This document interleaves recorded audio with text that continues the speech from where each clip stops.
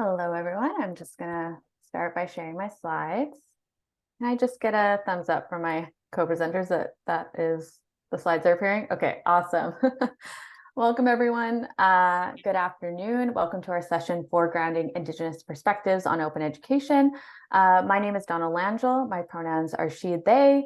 I am a white person with blonde hair, wearing round glasses, red lipstick, and a blue t-shirt. Given that our topic today is open education, it is also worth noting that much of the theoretical foundation for openness is grounded in Western notions of copyright law and ownership, and that these notions can be in tension with Indigenous and traditional ways of knowing. While openness is a value that the library supports, it is one value among many and needs to be considered alongside our commitment to decolonization and truth and reconciliation. I want to acknowledge that UBC Vancouver, where some of us work, is located on the traditional, ancestral, and unceded territory of the Musqueam people. UBC Okanagan campus, where I work, is located on the traditional, ancestral, and unceded territory of the Syilx Okanagan peoples. Toronto is in the Dish with One Spoon territory.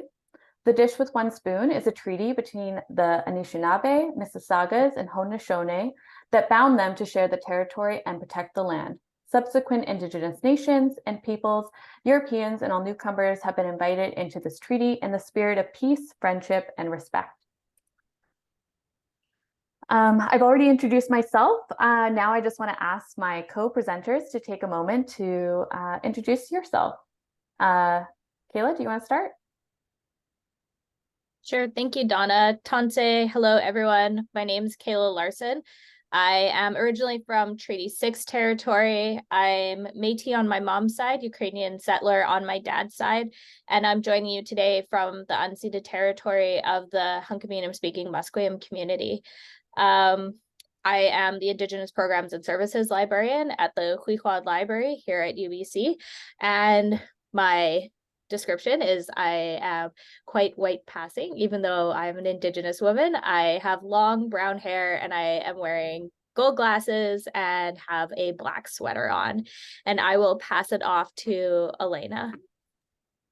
Hi, everyone. I'm Olenna Hardie. I am a settler on the unceded ancestral and traditional territories of the Musqueam, Squamish, and Tsleil-Waututh people. I am a graduate student with the UBC School of Information, and I'm the graduate research assistant on this research project. And I'm a white woman. I have long brown hair, clear glasses, and a gray shirt on. And I will pass it on to Anne. Hi there, I'm Anne Ludbrook. I'm a librarian at Toronto Metropolitan University in the Dish with One Spoon territory in Toronto. I am a white settler, first generation settler, and have brown hair, blue eyes, glasses, and am wearing a brown turtleneck. Thanks, everyone. And I just want to recognize our other co-presenter and collaborator on this research project, Erin Fields, who is the Scholarly Communications and Open Education Librarian at the University of British Columbia, Vancouver. Unfortunately, Erin couldn't be here today to present with us, but has worked and collaborated with us on this presentation. So just what to expect from the presentation today. We'll talk a little bit about the legacy of Indigenous education, as well as the current trends. We'll then move into talking about open education and defining it in our context. I'll speak a little bit about the literature on this topic, and then bring it all together to talk about practices for transformation. We'll then have about 10 minutes for an activity, which will mostly be a kind of an open discussion. And then we'll also talk about the research project that is informing this presentation. So now I will pass it off to Kayla. Great, thank you, Donna. So just to start off and kind of ground ourselves in what we're talking today, about an open education and the project, I thought it would be good to kind of talk about the legacy of Indigenous education very briefly. So historically, when we're thinking about education, Western education has been used to systematically undermine Indigenous people's cultures and disrupt generations of families, severing ties and intergenerational learning by which Indigenous cultures are taught and sustained. And this is very broad within Indigenous communities across Canada. So we're talking about Métis, First Nations, and Inuit communities. We've seen this through things and these historical legacies being brought more into the settler focus with things like truth and reconciliation, looking at UNDRIP, looking at MMIWG, and now looking at 60s Scoop and how education has played a part in that. Next slide, Donna. So arguably, even though we have this historical legacy of Indigenous education and the problems with Indigenous education, there still are current barriers to Indigenous education here within what's now known as Canada. So when we're looking at those barriers, we can kind of simplify them and we can get a lot more complex, but we don't have time to go deep into each one of these today. So when we're looking at current barriers for Indigenous learners, we're looking at things like intergenerational trauma and the barriers that that brings for learners coming into education, whether that's K-12 or post-secondary institutions. Looking at distrust in Western educational systems, thinking about how these systems have disrupted communities and how this has also broken down traditional ways of knowing and learning. Underfunding for communities and for programs for communities, whether this is at the provincial, federal, community level, so thinking about bands, as well as challenges in recruiting and retaining teachers. So educators, whether or not this is in elementary schools, high schools, or even at post-secondaries, these are still a challenge to bring in teachers, especially teachers that have cultural competencies, to be teaching with Indigenous students, to be teaching on reserve, off reserve. Travel restrictions. So there's been a legacy within Canada of sending children off reserve to go to school. We saw this with residential schools, and this continues to happen for a lot of rural and remote communities, is that they still have to send children off reserve to get an education, as well as a lack of adequate transportation for this to happen. And it's arguable whether or not this is good for children to be removed. I don't think it is. I think that's continuing the legacy of residential schools to be sending kids off reservation. But when we're having all these barriers and challenges, infrastructure, recruiting, retention, things like that, it is a huge challenge, especially for communities with the lack of funding that they get. And then connectivity issues. This is a new thing with the advent of kind of online learning, things even like now, the fact that we're all joining today on Zoom, there are a lot of communities that don't have the connectivity to be able to even learn in a remote environment like we are able to do here, and the privilege that we have to be able to do that. Next slide, please. However, thinking about current trends or even thinking into the future of Indigenous education. And so when I say Indigenous education in this content, I'm talking about education for Indigenous people. However, when we'll be talking about OERs and Indigenous OERs, or what we presume to be open education or resources for Indigenous people, it's for, by, and with, and then also there's the settler aspect. So there's kind of two aspects of OERs, which we'll get into in a bit or can have a discussion about. But when we're thinking about current trends in Indigenous education, so for Indigenous people, it's by, for, and with. This is the future, by, for, and with. Indigenous people being able to assert their sovereignty in education. And this has been slowly happening since things like the Red Paper, Indigenous control or Indian control of Indian education. Now we have this happening in communities, Inuit communities, Métis communities, First Nations communities, this control of education and educational sovereignty. This can happen by integrating Indigenous knowledges and perspectives into the curriculum and having elders and community members guide the way in what knowledges are appropriate to be shared within the curriculum for students. There's a push from advocates to address systematic barriers that impact Indigenous student achievement. So whether this comes from policy reviews, being able to alleviate financial barriers, or even looking at racism within institutions, racist policies that still exist, or even ideologies that still exist within institutions, K-12, post-secondary, and beyond, that really need to be addressed for there to be advancements in Indigenous education. And then also the the shift towards language and cultural revitalization within Indigenous education. So being able to promote Indigenous language within classrooms, within curricular resources, having cultural elements to it so that Indigenous learners can be proud of their community, and also to revitalize community practices through education. So really there are still those barriers, but we're seeing with this advocacy piece, and I think OER has come into this, that trend in Indigenous education where it's starting to get better. We're starting to have more participation and we're moving forward into the future. And I will pass it on next.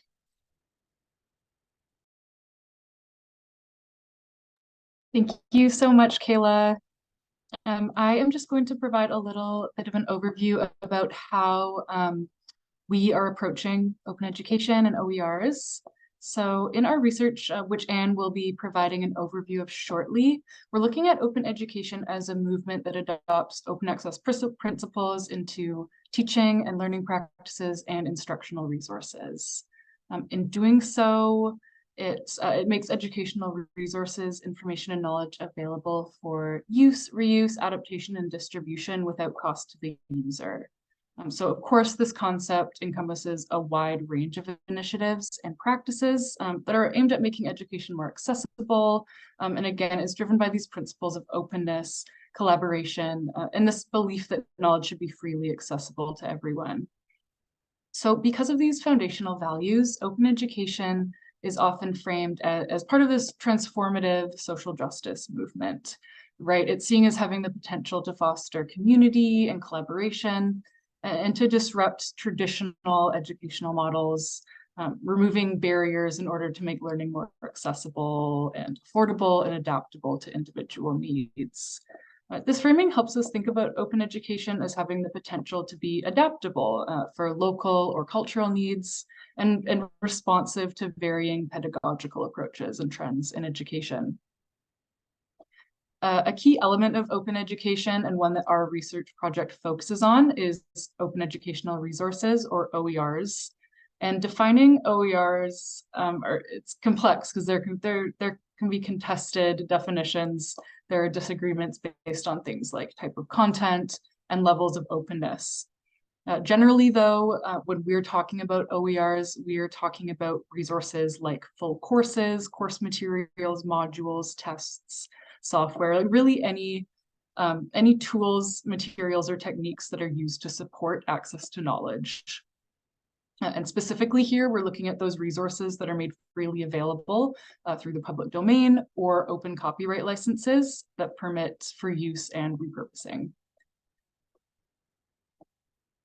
This free use and repurposing of OERs is often encapsulated in a set of permissions that many of you will be familiar with, called the 5 Rs, which are the right to retain, to reuse, to revise, to redistribute, and to remix. And this framework is helpful when situating our understanding of the common practices surrounding the dissemination and consumption of OERs, which is especially important when it comes to thinking about how the principles of OE might relate to the complexities of Indigenous knowledges and how they're shared. In order to better understand Indigenous community and stakeholder needs in open education, we're looking specifically at what we call Canadian Indigenous open educational resources. And we define these as any openly licensed educational resource that's focused on the histories, cultures, knowledges, and methodologies of Indigenous peoples, and or guided by the perspectives of Indigenous peoples. But before we discuss OE a little bit more within the context of Canadian Indigenous open educational practices, we need to better understand what is happening on the literature in this topic. Thanks, Olenna. So there is currently a bit of a gap in the literature on incorporating Indigenous knowledges in open educational resources.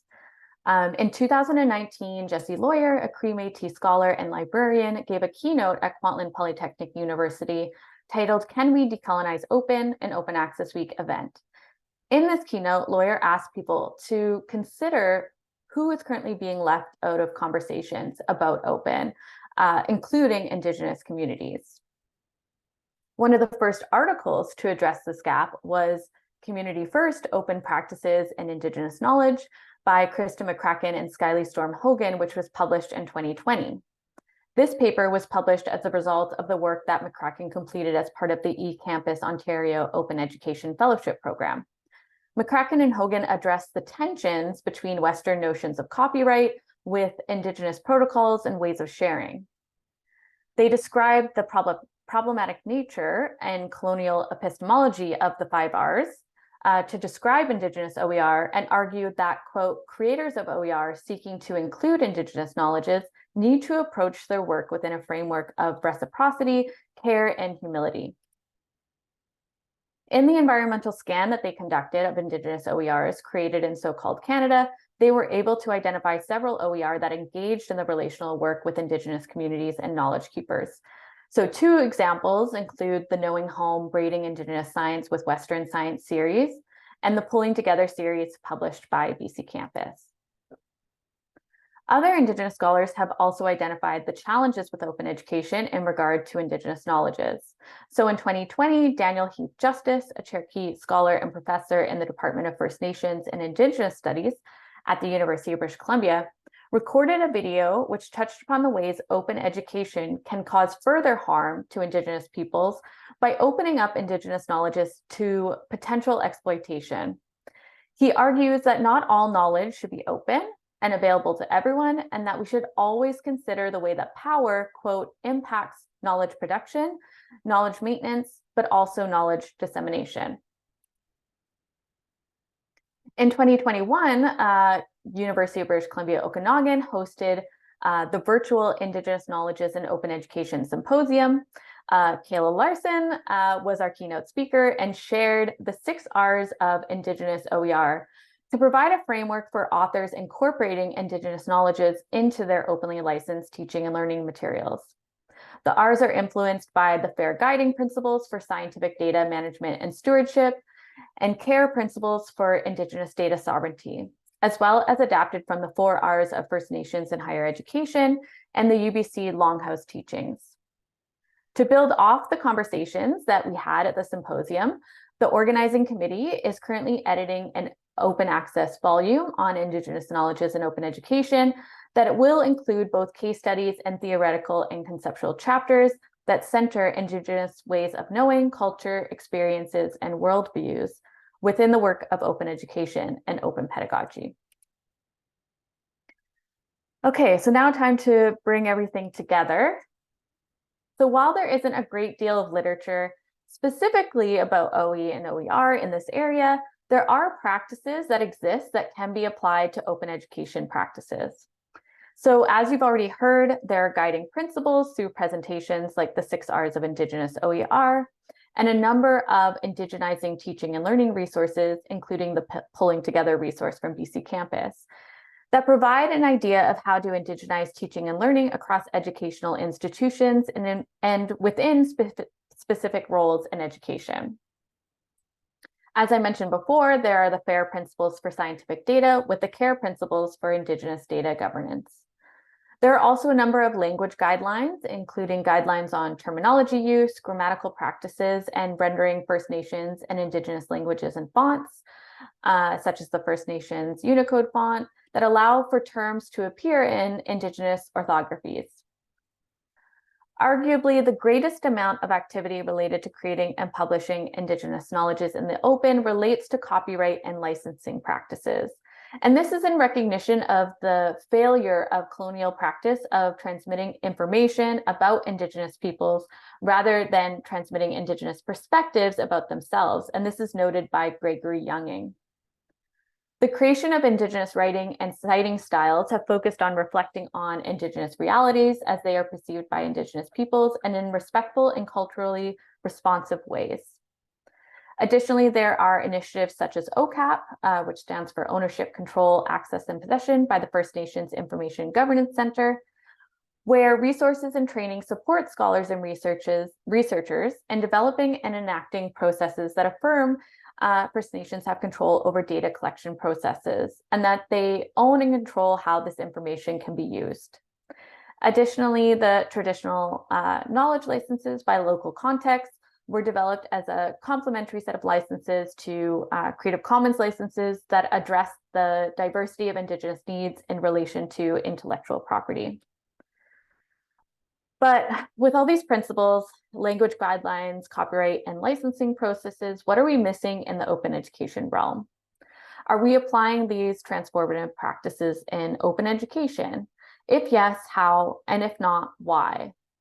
How aren't we addressing transformation in our framing of open education and our advocacy, and our creation processes, and how we share and make the material created discoverable?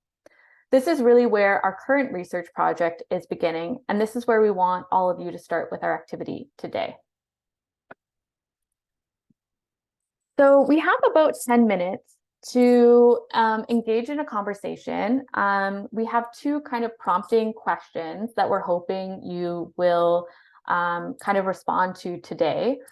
We'll start with the first one, and we kindly ask that if you would like to share, to type an answer into the chat, or to use one of the Zoom reaction buttons to raise your hand to let us know that you'd like to contribute, and then you can turn on your microphone to speak. I'll just ask my co-presenters that if you see anyone using the Zoom reaction and I miss them, to just maybe call on them as well, because I'm having a bit of difficulty seeing the chat right now. So I'll start with the first question. So what is open education missing when engaging with Indigenous knowledge and practices, Indigenous knowledges and practices?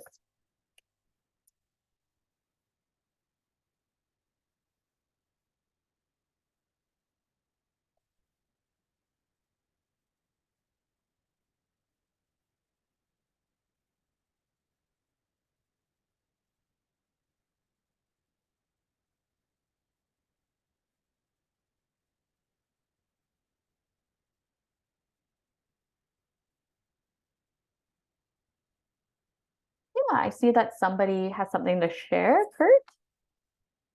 Yeah, thanks. It's good to hear sort of the second round of this. I caught some of this at OE Global too, and it's landing a little bit more deeply this time. So thank you all.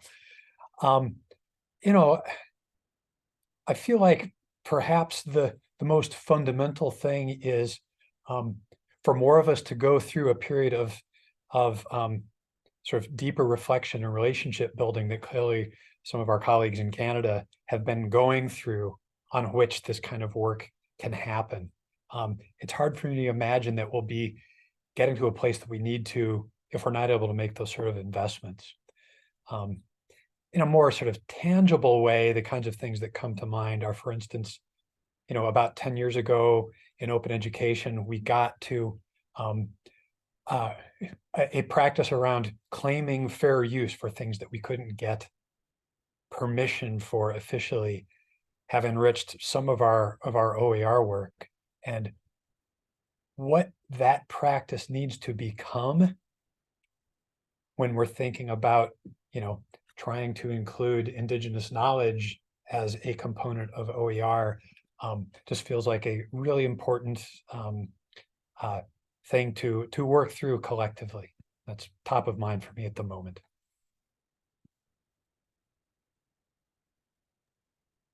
Yeah, thank you so much for sharing. And I think, you know, emphasizing that relationship building piece, which is so important, and recognizing that relationship building takes time, and is also reciprocal, right?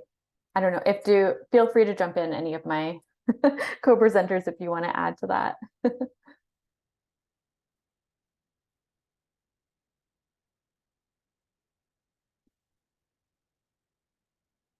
So I see that some folks have been typing in the chat, so maybe I'll just read out a couple of the responses as well, and maybe that will prompt other folks to add their thoughts as well.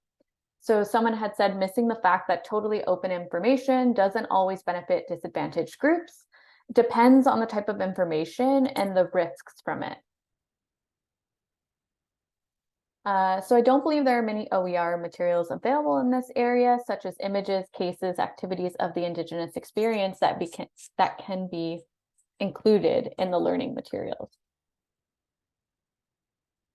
And again, feel free for anyone else to jump in as I'm reading in the chat too. So the next person mentioned making Indigenous knowledge open may further exploit an already vulnerable group. Definitely, I think this is what Daniel Heath Justice was speaking about in the video that he recorded at the University of British Columbia. So another person wrote a relationship and liaisons between state education agencies, higher education departments, and tribal governments. So again, that kind of relationship piece. I'm just going to make sure I'm not missing anyone who has their hand raised. Okay, so I'll keep reading as we go. So open education feels rooted in perspectives of privilege. How do we, through the guidance of Indigenous leadership, decolonize open education? What will its transformed state look like? I think those are some of the questions that we've been thinking through in this research project as well. And then someone had put an FYI, fair use in the US is different than fair dealing in Canada, which is true. I see someone has something to share. Julia? Yeah, thank you. This is not a fully formed thought, but I was thinking about how copyright is so tied up with economic relationships and how, yeah, in the settler colonial state, knowledge and economics are just very intertwined. And this idea of open education, it feels like kind of like the colonial state that kind of wrestling with itself, and really completely ignoring Indigenous knowledges and other relationships to knowledge that are not like based on profit and markets.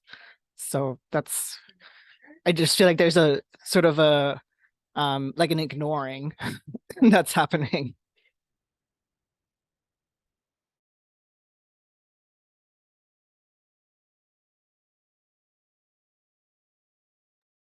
Yeah, I think that's a good point. Thank you for raising that. I see we've had a few more thoughts in the chat. So OER and permissions culture are inherently impersonal. TK labels and protocols address this by understanding what the information need is in order to build reciprocity. Our world seems to be craving more of this at scale and through AI and moving in a direction opposite of human and personal.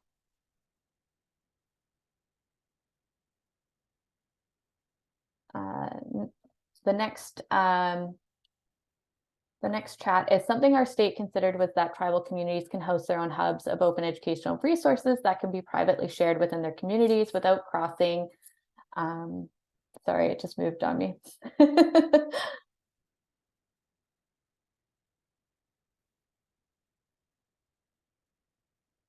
Without crossing into the public hands. The chat, it's great. I'm seeing so much stuff coming through the chat. I just don't want to lose any of it. So someone wrote, dominant definitions of OER hinge on Western notions of intellectual property. Absolutely. And are often imposed on knowledge produced by Indigenous folks. The history of the open movement has long looked past this in the pursuit of opening everything. Yeah, I think this was also talked about a little bit in today's keynote as well.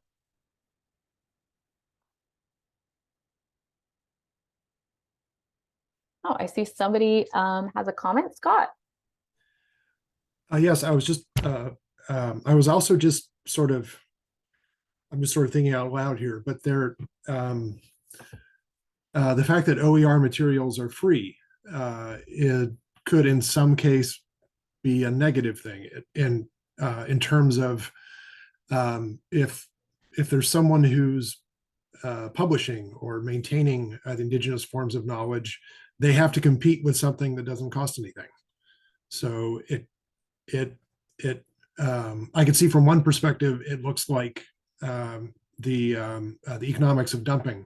You have to compete with something that has no cost, which is good for reducing some barriers, but in some ways it may set up the colonizer culture in kind of an unfair advantage. because it's free.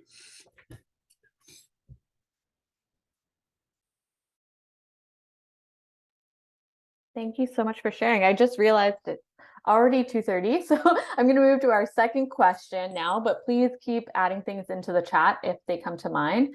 So our second question is, what principles, guidelines, practices, and processes need to be adopted to foreground Indigenous knowledges and practices in open education?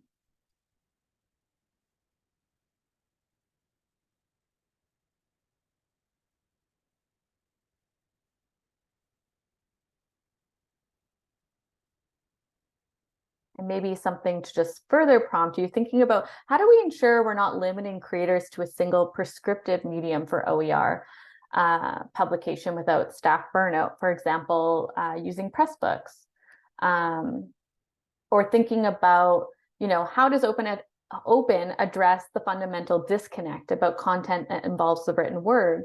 So acknowledging that there is an inherent bias to the written word in open education as well.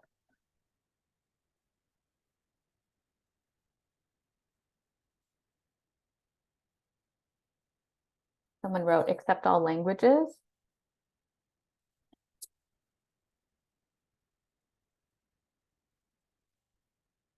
Yeah, Catalina, I hope I'm pronouncing your name right. Please let me know if not.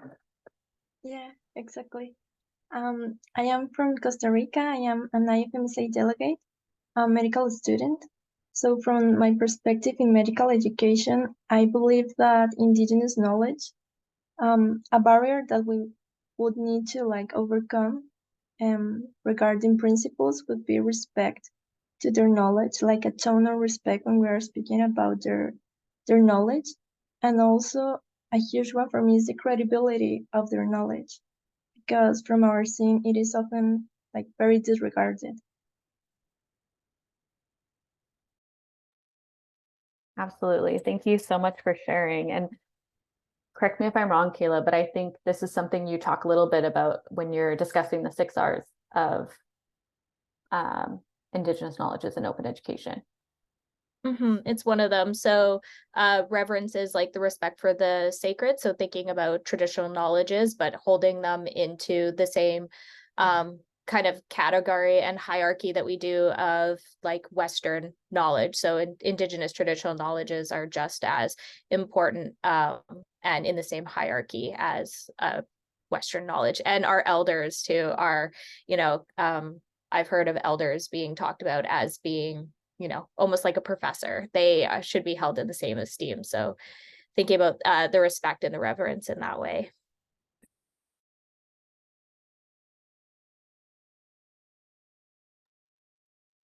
So we have about 1 more minute before we move on. I just want to see if anyone else would like to speak to either of these questions.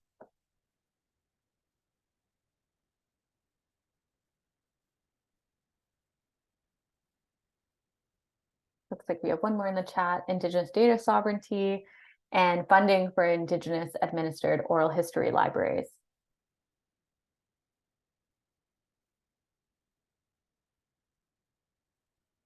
I just want to give a chance to any of my co-presenters if there's anything that you wanted to speak to before we move on to the next part of our presentation.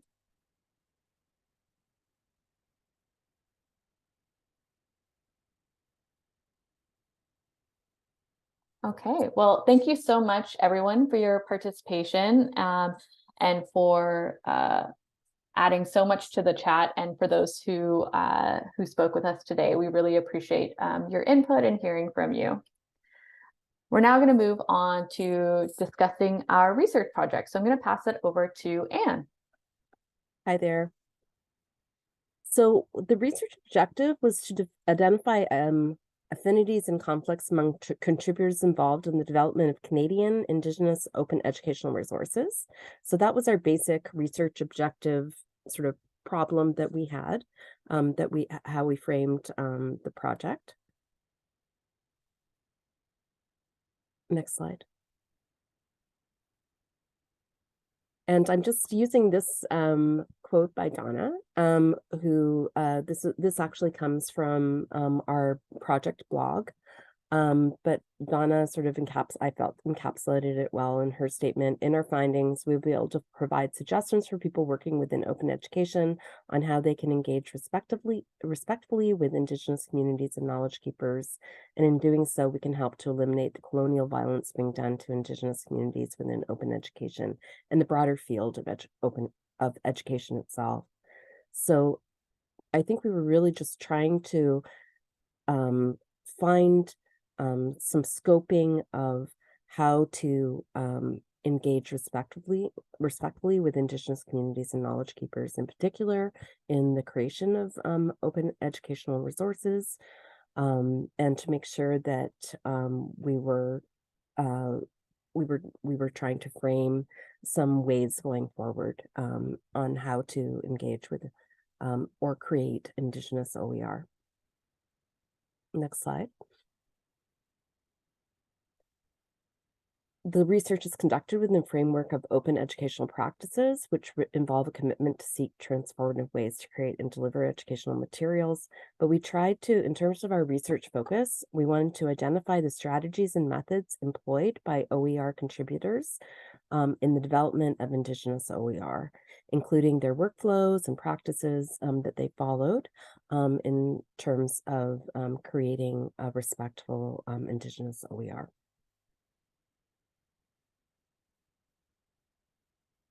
And I think the unique barrier piece is important. We seek to uncover the unique barriers faced by contributors engaged in Indigenous OER development, but we also wanted to look at potential issues.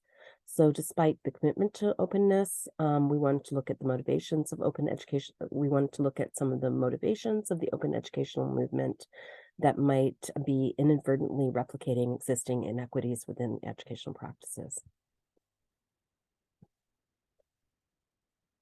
So this project was funded by the Canadian Association of Research Libraries in a research grant in 2022. It was for $6,000.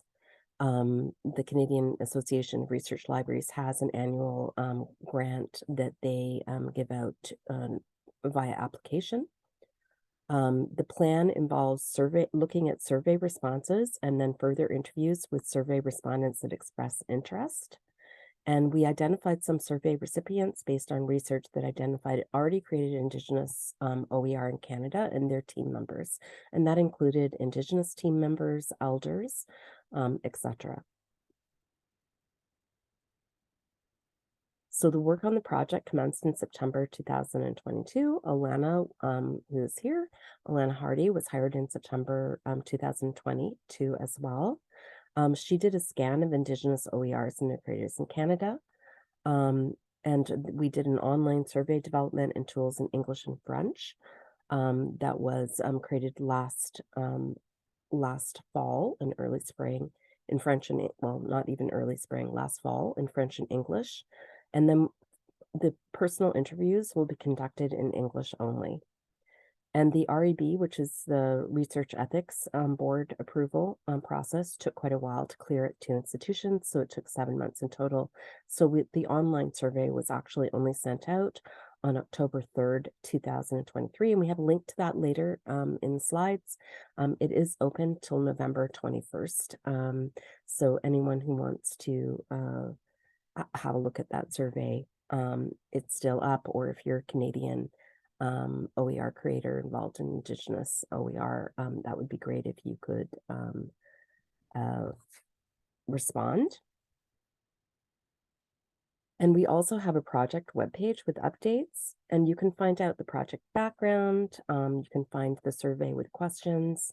You can look at, we reported on REB progress and the conferences that we have presented at. But at this stage,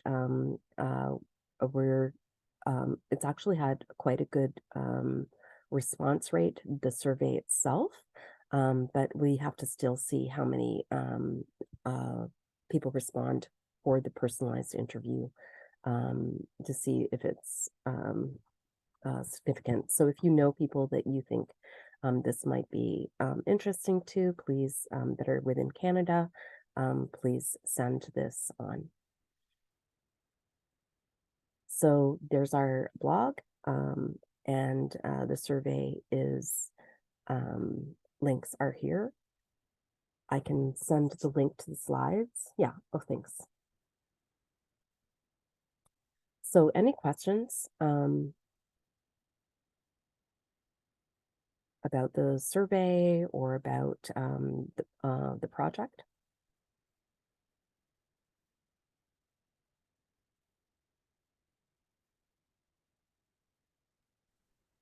Yeah, I think that concludes our presentation today. So we're happy to answer questions. I believe we have 10 minutes. So we look forward to hearing from you.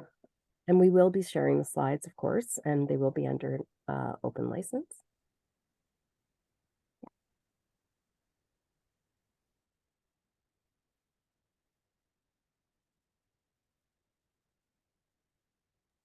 And I'll just say too, as people are thinking of their questions, just another thank you to the organizers of the conference. Thank you to everyone who attended today and for everyone who shared with us as well.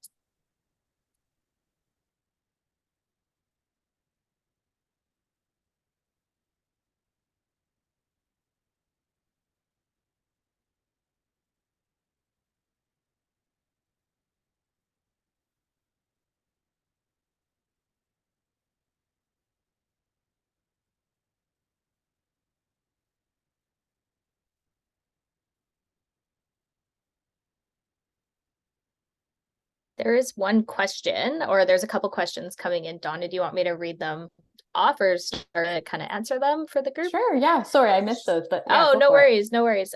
So the first question we have is from Jackson, and it's, do you have any recommendations for what can be done today to better foreground Indigenous perspectives into OER collections?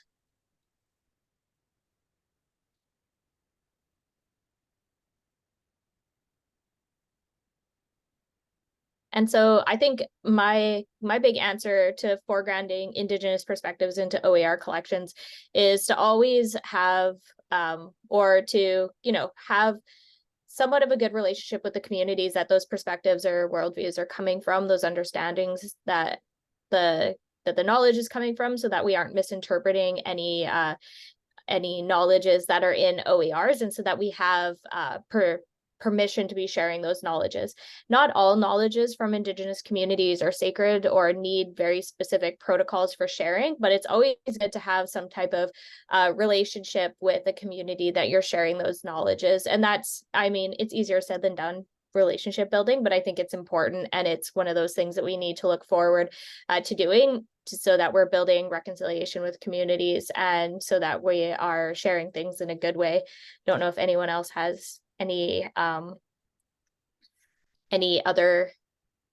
things that they want to say about that, or how to foreground Indigenous perspectives.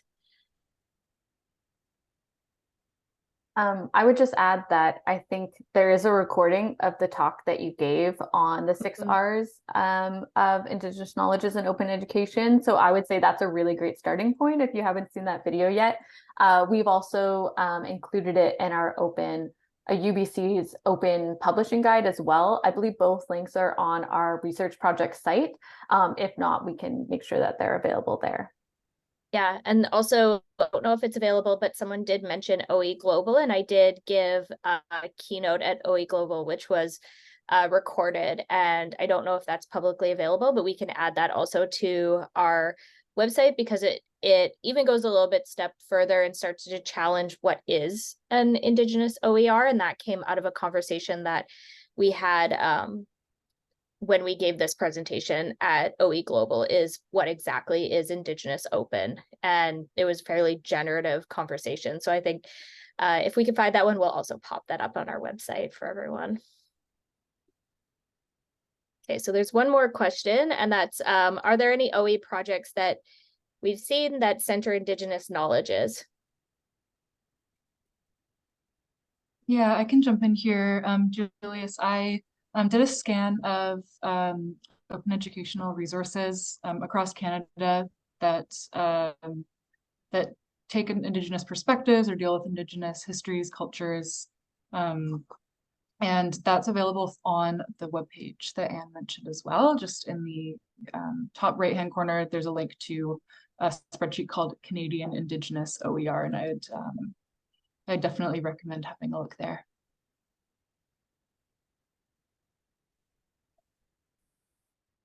I would just add as well that projects that center Indigenous knowledge well are ones that have consulted with Indigenous elders. And there are some projects on that list that Olenna compiled that do that really, some do that better than others. And I think that this is something that is going to develop over time in the creation of OER and the thoughtfulness of respectfully engaging with Indigenous knowledge, that we should be seeing more more involvement with, as Kayla said, the community and elders, etc., in the creation of OER, or at least some kind of relationship, and not just OER that are about Indigenous people, I think, and created without their involvement. That's my take on, that's my perspective as well.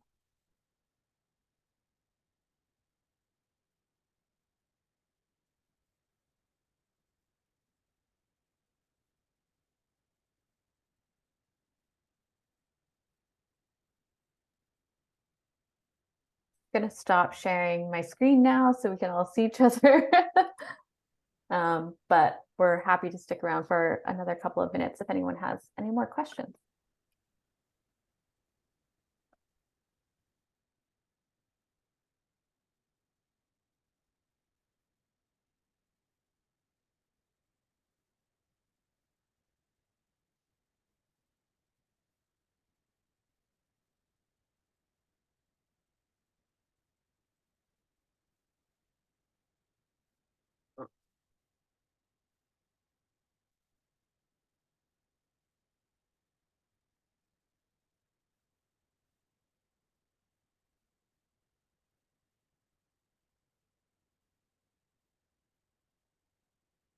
However, you holiday, Hudson's Bay has you covered.